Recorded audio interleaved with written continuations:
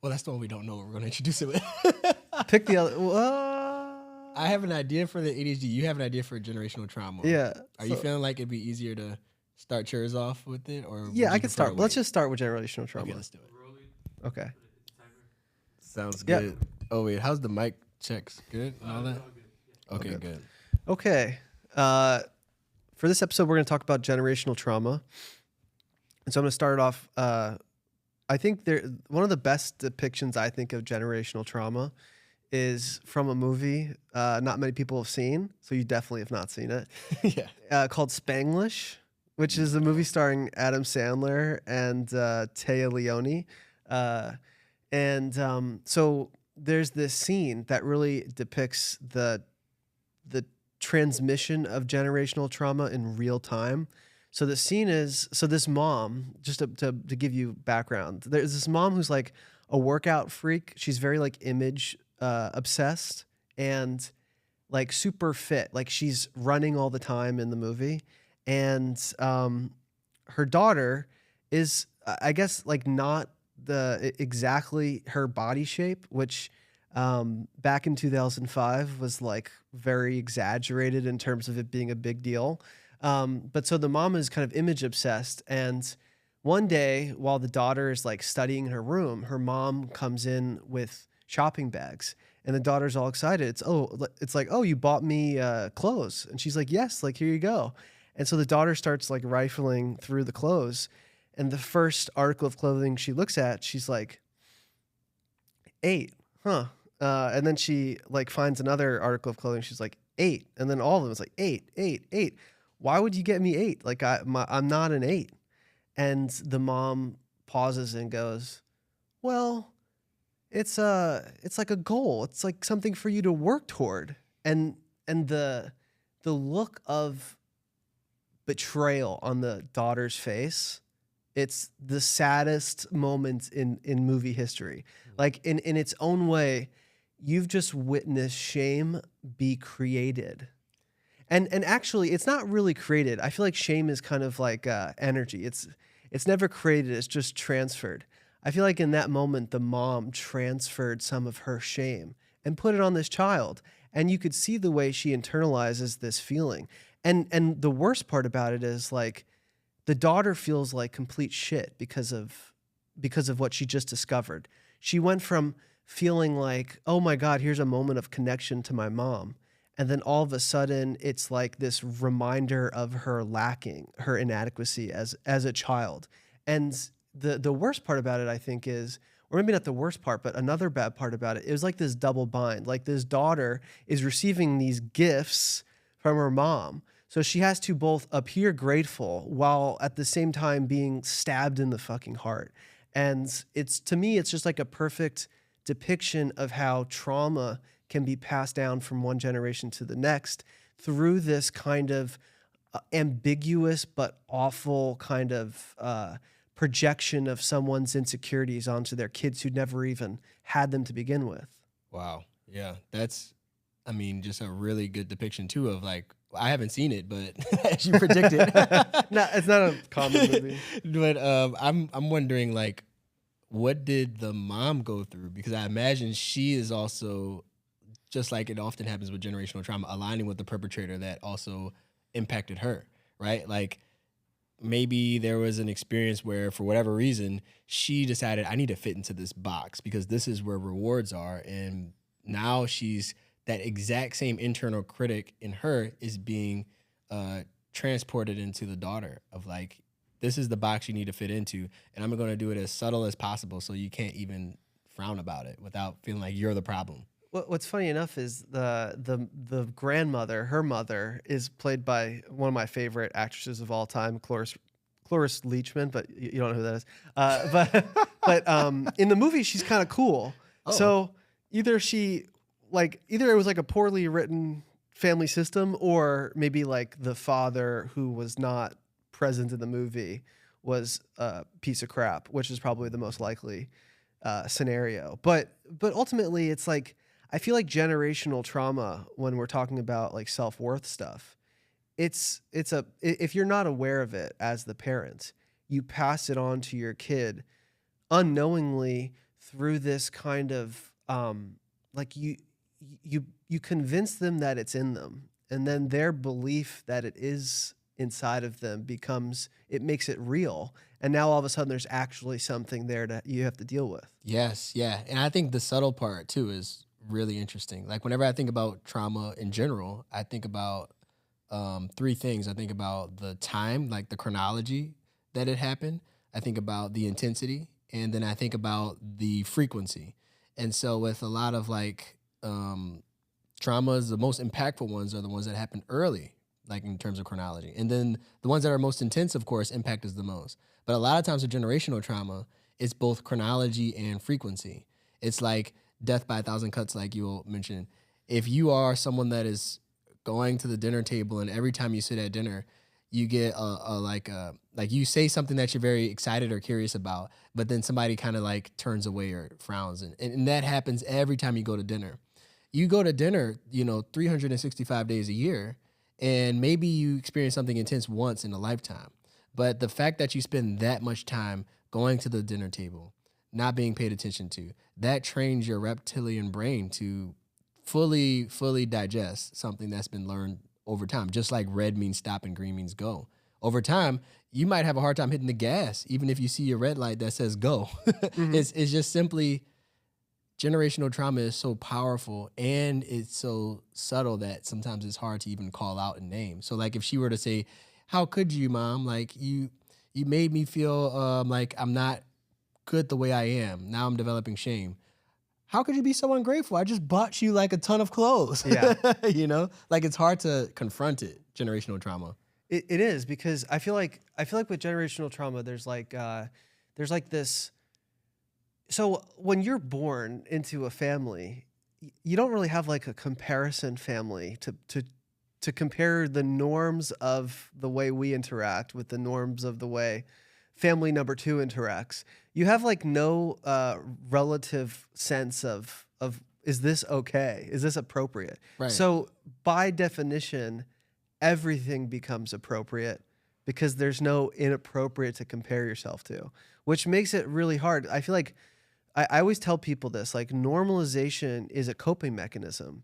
When you normalize something, it's because to keep it abnormal would make your life harder. I mean, I would argue if something is crappy, normalize it as long as you have to, and then the second you can change the situation, change it. But how do you know that, as a family, we yell, like that's just normal for us? Well, how does it feel though? Like there's an objective sense of experience that comes with the way people interact. And is it pleasant? Mm-hmm. Yeah, that's a real good question, because a lot of people will be like, well, this is just my culture, and then, and then you go into the other side though of like, well, what does it actually feel like to mm-hmm. be in that system? And to name something as culture is really important, but also to name something as like still hurtful is important too, Yeah, and I think it's so funny because I feel like if you're watching this, it's like what I'm about to say. I think some people will go, "This fucking white dude, what does he know?" But I weirdly work with a lot of people from Northern Africa, like born in there, moved here. So I have like a very unique sense of a specific region culture. And it reminds me a lot of Italian, honestly. It reminds me a lot of Italian and Mexican. Like there's a lot of like overlap in the family structure and the roles that people play in the family structure. Interesting.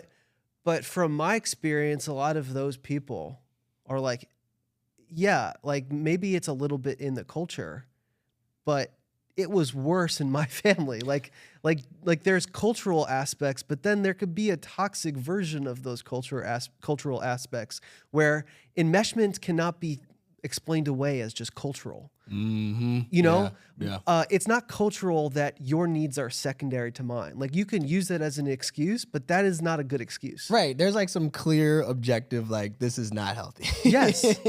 You want to know the metric for this is not healthy? Is everyone but one person in the family miserable? Because it's probably not healthy. Right. That's a good one. Another thing too, that when I think about generational trauma that people are probably thinking about is the impact at like the neurological level, like with epigenetics and all that stuff. So there's sort of like this component of like my dad had extreme anxiety, and because of the way he lived his life with his anxiety and all of that, his anxiety got really bad, and then he gave birth to me. Well, he didn't, but like in combination with someone, and that genetic piece made me more vulnerable to anxiety as well. And then that is a huge part of the pie. And then the other part of the pie is the fact that dad's fear of the world was something that you observed and picked up on. Or that was also motivated by dad because he got scared every time he saw anything unpredictable in the world. He would get scared of his own shadow. So I saw his facial expression and learned to be afraid of his shadow too. So there's the environmental piece, and then there's the genetic piece. And I think there's a huge gray area for a lot of people of like, well, which piece of the pie is bigger or smaller?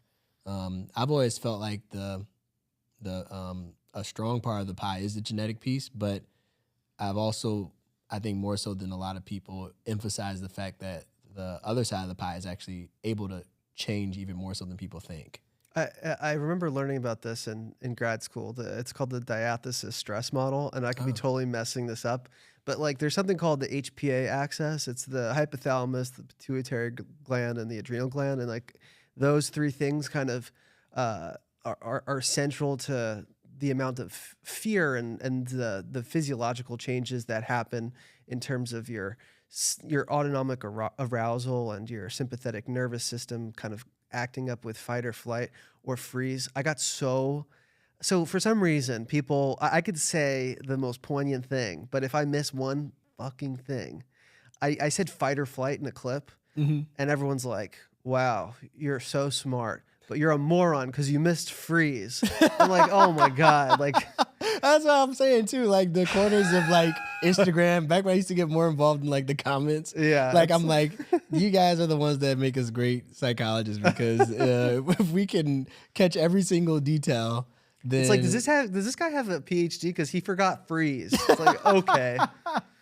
I'm just like, oh my gosh, like to have to pay attention to every detail. Like, can we focus on the center point here, right? You know? Someone accused me of like being misogynistic because in a clip I was talking about this movie with like two brothers and a sister, and I said the word like in front of like her occupation, but it was really just because I edited myself so it went quicker. But it sounded like I was like, oh, you know, and she was like a playwright, and they were like, whoa, how could you just say she was like a playwright? I'm like, first of all, this is a fictional character, and second of all, I use the word like every 5 seconds because was born in 1990. Like, but anyway, insane. Yeah. Sorry, you had something you were going there. The diathesis stress model. Yes. So essentially, like, if it's your mother is particularly anxious, her HPA axis is a lot more activated. That whole kind of system of fight or flight or freeze, and because it's more activated, there's research to suggest that the development of an infant in the womb is affected. So you kind of inherit this activation because you were created in an environment of higher stress, higher cortisol. So it's like genetic, environmental, like there's so interwoven. But I do think you were describing like, you said you were like, if I'm watching my dad be anxious, like it's like the whole modeling thing. I like to think of like the way a child develops similar anxious traits as their parents, as like the flight attendant's example. When you're on a plane and there's a lot of turbulence, the first thing an anxious person does is they look at a flight attendant to see if they're anxious. At least that's what I would do.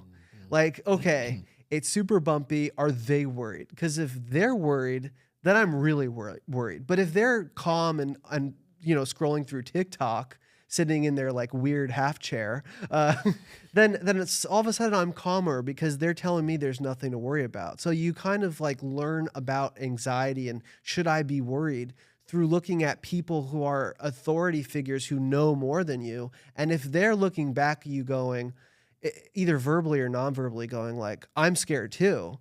Well, like how are you supposed to feel? Yeah. I mean, I would like that a lot, but you forgot it's fight, flight, freeze, or fawn. You forgot about the fawn response there. Oh my God. No, but I agree. I think that's a really good point. Like based on the level of authority, right? Like, cause you could be sitting next to another passenger and then they could be a little bit freaking out, but then you see the flight attendant, like, they're sitting there and they're calm. Like that's a huge difference because of the level of like authority. And I think that's really a huge piece to take with generational trauma, because essentially every human being is born into a system where there's the highest possible authority compared to your existence as an infant. And you have to, by default, sort of assume that whoever is the greatest authority in the household does depict the most accurate version of reality. You look at the eyes of the flight attendant because they hold the most authority. And that power differential is exponentially greater, right? Whenever you're an infant inside of a household with fully grown adults. So your version of reality becomes that of your parents at a very cognitive level.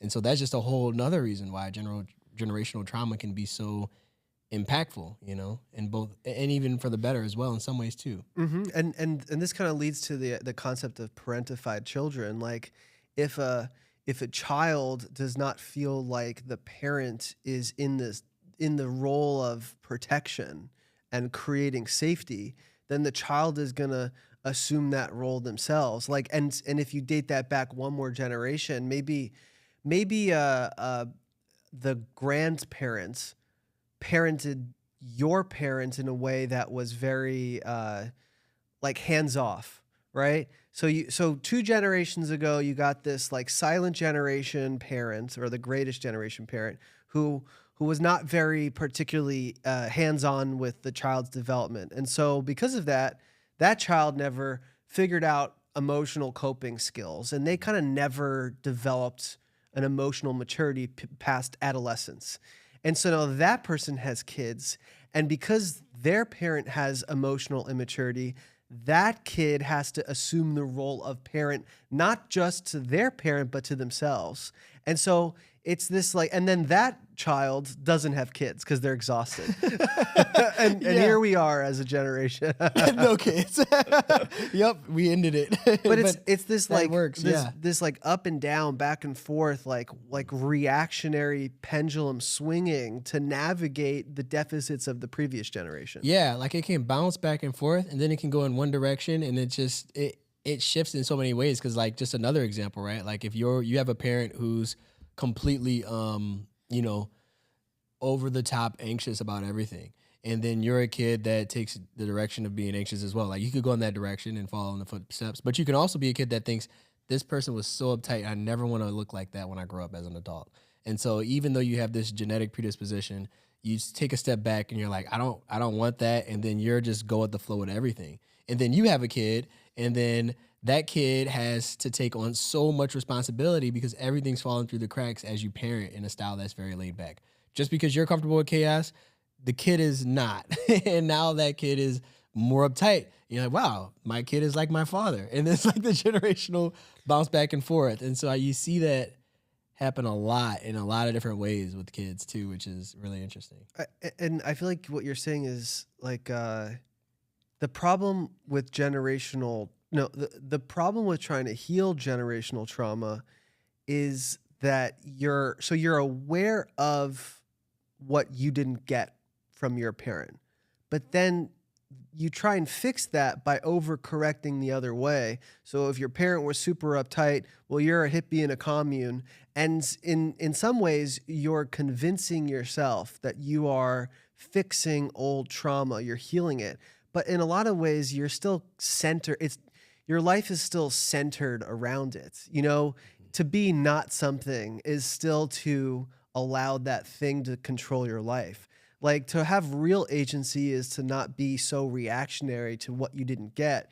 It's to go beyond that and establish a sense of self that has its own wants and needs independent of, your upbringing. Yeah, dang, that chills when you're saying that because it's so true. And that's part of the reason why, therapy is helping you break the cage that you were born into. You were in this cage that kept you safe in some ways, but also that kept you boxed in. And so a lot of adults that go to therapy realize like, wow, I'm not assertive, and I was taught to not be that way because of my upbringing.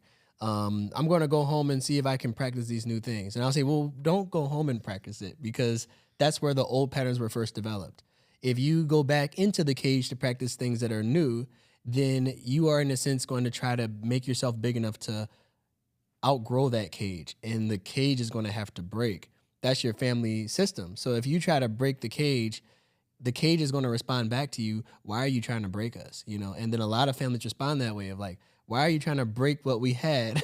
So a good place to start, I think, when it comes to changing, when it comes to generational trauma, is actually outside of the family. Because if you start there, that's where you get the greatest resistance. Like gold star if you can do it, but it's just such a thing to navigate, as long as you know what you're getting into and what the consequences might look like. Because some people try to break the patterns, and my family system's ruined now. And I'm like, well, that's what you had to sign up for to do it, And that's the consequences of wanting growth. Like no one is looking to work on generational trauma unless they're unhappy with the current state of the family system. Like if the family system is healthy and well adjusted, then there's nothing to do. But if you feel, I think often like generational trauma can take the appearance of like familiarity and what's the word I'm thinking of? Like nothing ever changes. Like everything stays the same. Like we do the same things every year. No one ever tries to learn a new hobby or do a new this. Like they're very sort of stuck. Mm-hmm. And most people are fine with being stuck, but there's always one or two in a family that's like, I'm not feeling fulfilled by this. And the ways in which you guys operate are limiting your happiness. But the person who's seeing that is usually the only one that will do something about it. The rest of the people are kind of, I don't know, complacent to the system that they're in. Yeah. Whatever is normal is usually right. So if you're the one person in a family of 4 or 5, and you're the one person that's not satisfied, even if you have a very good idea of what growth is supposed to look like, and it's based on a lot of like 200 years of science, and your family is, it's more of a majority rule in family when it comes to stuff like that. Mm-hmm. And yeah, it's sad sometimes to see, but yeah, a lot of people run into that issue when they're coming to therapy. They're the person in therapy is the one person in their family, and they're fighting for family therapy. And their whole family is like, why are you making us spend all this money? You're all caught up on all this new stuff. And of course, that client still might have things to work on too, like taking a lot of responsibility, maybe too much in the family unit. But they're the ones trying to make the change, and then the family is like, this is just insane. Well, that's the thing, right? Like, so there's always like one or two in a family, right? Mm-hmm. One or two people in a family want to fix their generational trauma. But the process of actually healing that stuff involves making the stuff that you've felt was normal your whole life, turning it back to abnormal. Like, it's weird that we don't resolve conflicts by talking it out. It's weird that we just move past things and never actually say anything. It's weird that we talk over each other and yell. It's weird that the second there's a conflict, we don't talk to each other for 6 years. Like, all of that stuff has to become weird again, because the fact that it's normal is the problem. Yeah. This is also the reason why the moment you start dating or you get married to somebody, you will, and you start to learn how to grow. That's the moment that you start to, that's the moment that your partner gets a target on their back. The Yes. in-law who has an outside view of like, wow, your experiences in childhood were actually kind of weird. They did this, they did that. They have a very clear and non-biased perspective. So when they start to speak into that, you realize that's what's happening, and then you start to practice healing yourself through that avenue. And then the family is like, you ran into this person, they changed you, and now they're stealing my baby girl away from you. And you're like, oh no, that's not actually what's happening. Now, I will say on the other side though too, that like you can go really far, especially if you're someone that changes everything in terms of your world around someone else. There are some real times where your family, they do know you well. Hopefully if it's like a really healthy family unit, and you can go really, really far in assuming that the other person in your relationship is Right, because let's say that you grew up in a family unit where you learned how to be passive your whole life, and then you run into a very strong dominant partner. Well, Not by chance. That always happens on purpose. I mean, exactly. not consciously, but that's Yeah, always how it happens. it does that, and that just implies there's still more work in you to be done, and then you end up like, so the growth point for you then is assertiveness, of course, but it's also to trust your gut and make your own decisions. And a lot of times what happens is for the sake of pleasing your partner, you're being assertive, but not actually for yourself. You're not applying your decision processes through the filter of what do I want. You're applying it through, okay, this was what my family wanted, I did that. Now I got this partner, what do they want? And you do that. And you can call that healthy. And then now you have this partner whispering in your ear of like, this is healthy, this is healthy. And you're like, okay, I'm doing it. But you really, I think, to heal with generational trauma, especially if it's around assertiveness, you have to learn how to trust your own gut and make those decisions. Because otherwise, you'll just be cutting off the head of a monster, then 3 heads will grow back, you know? Well, and I think with the wrong person, okay, so let's say you're so unconscious with your generational trauma, you end up married to someone. Well, what I've noticed is a lot of people with generational trauma that they're unaware of will end up married to someone who they think is different than the thing they're running away from. But in reality, it's just like a different shade of the same color. And you'll, and if they ever come to therapy, you'll be like, well, I'm seeing a lot of similarities between the person that you're with and the people that you escaped from. And they'll be like, no, because she's wearing a hat. It's like, oh, well, that's, well, if that's the only, if a hat is the only difference between these two things, then you're basically like, then the question is how does someone end up exactly in the same position they ran away from? Well, it's familiar to you. And because it's familiar, you were drawn toward it. And that familiarity that you were drawn toward became this kind of false sense of closeness, when in reality, you're not really enjoying this either. It's kind of replicating the same traumas that you were trying to run away from. Yeah, exactly. Like, I think that ever since we're born into the world, we're trying to create safety and to experience the pleasure of that through familiarity. And we're also trying to pursue pleasure by overcoming what feels like obstacles to pleasure.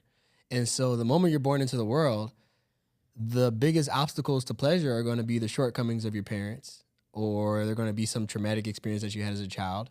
And the greatest places of safety are going to be the good parts and the familiarity that you got from parents and the other people in your life that were very important.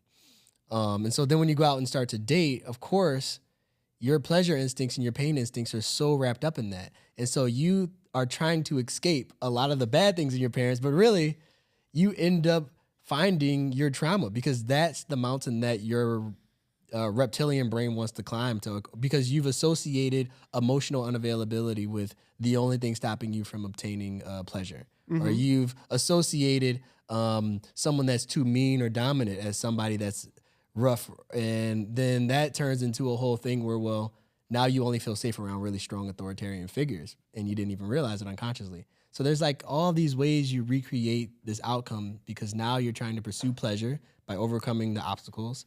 And then also you're trying to avoid pain by sitting in the familiarity of what you rested on in childhood. That was really well said. And I feel like kind of what you're getting at, and tell me if I'm like going too far in a different direction, but like to really heal generational trauma, you have to get really good at grieving. And what I mean by that is you have to get really good at grieving the things you did not get when you were young. I didn't get a sense of safety. I didn't get communication. I didn't get the ability to be vulnerable in my home growing up. And if you can grieve that, then you can accept it's never going to happen in the past.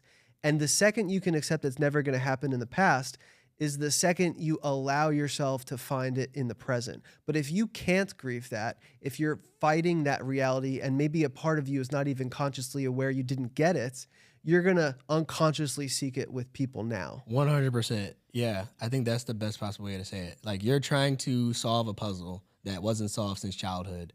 And the people that make you angry are the same people that made you angry at the earliest times in your life. Like, the things that bother you most are the things that are still unresolved from your childhood. So Yeah, I 100% agree with that. The other thing you said with familiarity, I feel like part of why we'll have a job forever. I always make that line, but I like that part one. of why we'll have a job forever, and part of why our minds are such assholes, is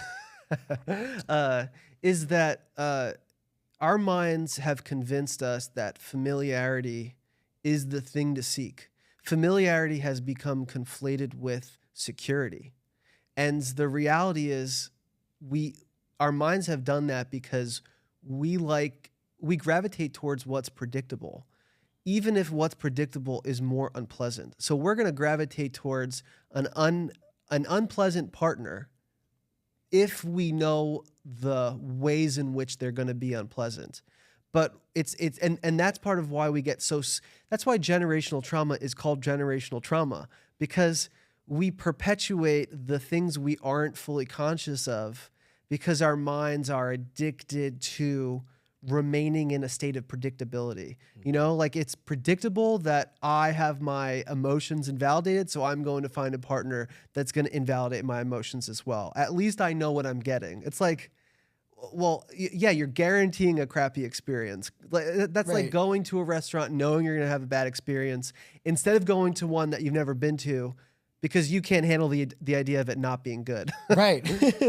I agree. I think it's also true. Like if you never get that new experience of validation, then it will always be on your mind. Like I think this is a good example with a lot of women who have had to deal with the trauma of the patriarchy of men and a lot of that stuff. You might experience this dominance that's just really, really bad from men, and it's offensive, hurtful, and awful. And then you run in the opposite direction, and you only find safety in when you're in control. And that's a really fair thing. Like as a guy who doesn't get it, like safety is so important, even more so. And so then the only men that feel safe are the men that are more extremely passive sometimes. But then you run into another issue where you find a guy that's extremely passive, really quick to, but the good side of them, maybe they recognize their privilege, who knows? But then you still feel unsafe with them because they don't know how to protect you. And I see that theme happen up a whole lot as well. Like, where's the guy that I can feel completely safe with because they're not going to hurt me? But then when you're in a relationship, hopefully you both are hoping to protect each other in ways so that you have those fears of protection, and then you run into that issue. I think you're totally right. Like if you look at, okay, every person has some quantity of unknowable generational trauma, right? Mm-hmm. But I think just because in the last 100 years the freedoms and agency of women have rapidly changed way more than it has for men. And because of that, every new generation has like a vastly different understanding of their roles and responsibilities and the ability to explore what they want. And so I imagine just the average woman probably is carrying the weight of generational trauma much more than the average man, simply because there's such a social component that is probably a lot more quieter for most men. Yeah, and it's been so invalidated. Like I had this one experience, and Tobe, my wife, she really likes this one. But like I was in the sauna at one point, and it's just you're in there. There's only one door, like really small to leave through, and there's this guy didn't do anything particularly like wrong, but they just seemed a little bit more disorganized, and he left the door open too long? Because that drives me nuts. That does drive me nuts. Like, close the fucking door. Close the door. Stop messing around. Stop. And then, but this particular time, there was this guy that he started like almost like flirting, and then like making a lot of eye contact with you. With me, yeah. I've heard some shit about that. Really? Specifically. Oh, the one I'm talking about. The one I've been Oh in. yeah. Oh really? I mean, I don't go to that gym. Okay. But I've heard some shit about that specific gym. Okay, well maybe I'm reading some good stuff then, because for in that moment I was like, okay, I feel like they're not doing anything wrong, but my mind instantly thought of an escape route, because I was like, it was a weird moment, because usually if you notice somebody's got their eyes on you as a guy, especially if it's like in a romantic context, you're not thinking a whole lot about your safety. You're thinking more about like shame more often. Like, does this person like me or not? But in this situation, this was the first time I was like, well, somebody bigger than me is making eye contact with me and they might like me. And so that was the first time ever in a context like that. I was like, where's the escape route? And so I was like, okay, if something did happen, I would go this way and this way and this way. And I feel like that was a very singular experience that I had that's so natural and common to the female experience. Like a lot of females watching this might be thinking, they're like, please don't call us females. A lot of women watching this. I get weird with that word too. Yeah, I said it and I was like, oh yeah. No, I just don't know what to say.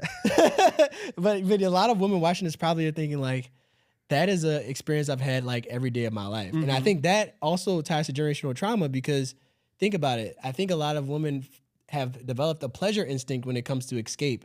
And that's why you see a lot of people, they're like, a lot of women like crime documentaries or stuff like that, or like, how do you escape and all this? Like, your pleasure instinct is wrapped up in something that has trapped you for so long. And I think a lot of guys have done a bad job of trying to bridge the gap of understanding because we're just like, kind of like, oh, I'm never thinking about that. Why are you so anxious? Just calm down.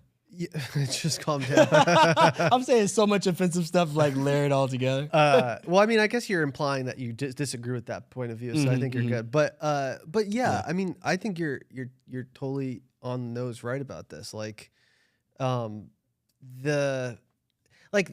recently, I forget what the context was, but I saw some comment on a TikTok of mine. Like, I was talking about like I implied that having a romantic relationship like was something to not avoid, but it was in under a specific context. But someone was like, "I'm not in a relationship, and I don't want to be."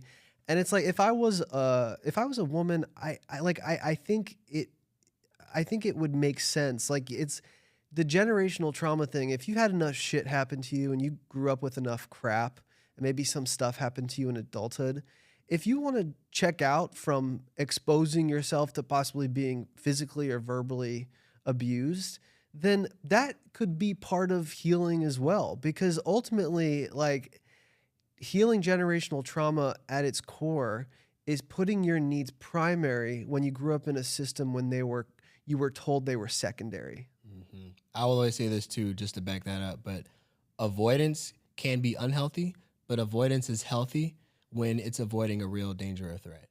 And so if you're avoidant, shut down, turning away, and somebody is 100% not treating you right and you're in an abusive system, like, never label that as some sort of avoidant or fearful attachment in a relationship. That is a healthy system in your body that was always supposed to be there. Cortisol gives you the energy to escape, and that's a good thing, Yeah. And so I think that helps you beat it, because a lot of times you can look at pop psychology and like, vulnerability is good, but you got to also understand that there's a reason that we're not vulnerable in all places, and it's because we need to keep ourselves safe as well. That's why I think sometimes vulnerability can be a single word, no, without explaining yourself. Hey, can I have your number? No. Right. Can I walk you home? No. What's your sign? No. Aries. It's like, oh, that makes sense. What were you just saying? What did you just say? The stuff about I called woman female, and then there was something else that I thought would be interesting too. But I know we're kind of getting to the end of this one.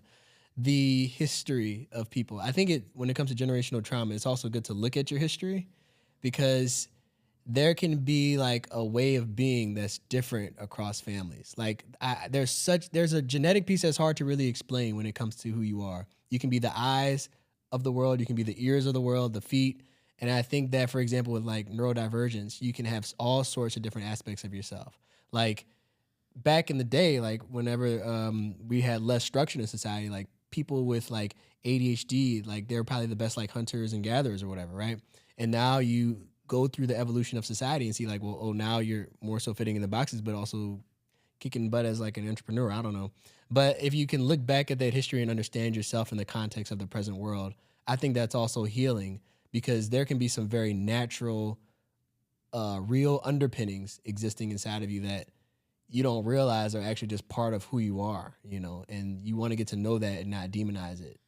And I think what you're getting at too is like, I think a lot of people can relate to this idea that generational trauma is directly related to how the family treats the neurodivergent person. You know, how does the family treat the person who maybe had undiagnosed autism in the 40s? How does the family treat the person with hyperactive ADHD? How do they treat the person who was maybe schizophrenic? You know, like all of these, or the highly sensitive person, all of these things, the level to which a family practices acceptance and kindness towards people who have these unique traits is the really determining factor of how much generational trauma comes from what occurs in every family. Like there is no family that doesn't have this. Yes, like, and then suppressing it in and of itself is part of the issue that makes it even just prolonged, right? Like if you have a family that's always demonized, like OCD or whatever,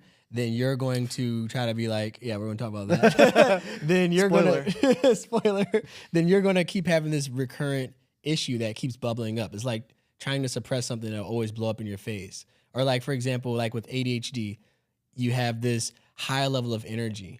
And then that high level of energy gets called too much. And then you try to suppress it. And then that starts to either look like extreme masking or it starts to look like this impulsivity. Oh, you have this really awesome part of you that likes to just be in the present moment and your instincts are incredible. And then that turns into, oh, well, you're not thinking enough before you do X, Y, and Z. So you have short working memory and it's hard for you to focus. And then that dysregulation and non-acceptance increases the symptoms of impulsivity and then issues with memory and all sorts of stuff. And now the version of ADHD that was once not so intense is like this place of shame. And this is really the core of it, is that all of this leads to more unnecessary shame in a family that could do something about it. Exactly. It's a good place to end. I think so. And we'll end there. Cool. Stay tuned. Okay, what do you want to do next? I'm down to do ADHD.